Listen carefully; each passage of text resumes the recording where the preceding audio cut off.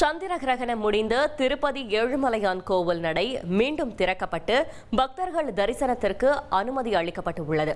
கூடுதல் தகவல்களை செய்தியாளர் சரவணன் வழங்கிட கேட்கலாம். சரவணன், வணக்கம். கள தகவல்களை சொல்லுங்க. சந்திர கிரகணத்தை முன்னிட்டு திருப்பதி ஏழுமலையான் கோவில் நேற்று மாலை 3:30 மணிக்கு மூடப்பட்டது. அதாவது இரவு 9:50 மணிக்கு கிரகணம் தொடங்கும் என்பதால் 6 மணி நேரத்திற்கு முன்பாகவே கோவில் நடையானது அடைக்கப்பட்டது. அடைக்கப்பட்ட நிலையில் இன்று காலை, அதாவது சந்திர கிரகணம் 1:31க்கு முடிந்த நிலையில் 3:30 மணிக்கு இன்று காலை மீண்டும் திறக்கப்பட்டது. தொடர்ந்து பூஜைகள் நடத்தப்பட்டன. அதாவது சுப்ரபாதம், தோமாலை, அர்ச்சனை போன்ற சேவைகள் ஏகாந்தமாக நடத்தப்பட்ட நிலையில் இன்று காலை 6 மணிக்கு மேல் பக்தர்கள் அனுமதிக்கப்பட்டு சுவாமி தரிசனம் நடைபெற்று வருகிறது. மேலும் நிறுத்தி வைக்கப்பட்டுள்ள அந்த லட்டு தயாரிப்பு பணிகளும் தொடங்கியுள்ளது. மேலும் அன்னப்பிரசாதங்கள் தயாரிக்கும் பணியும் தொடங்கியுள்ளது.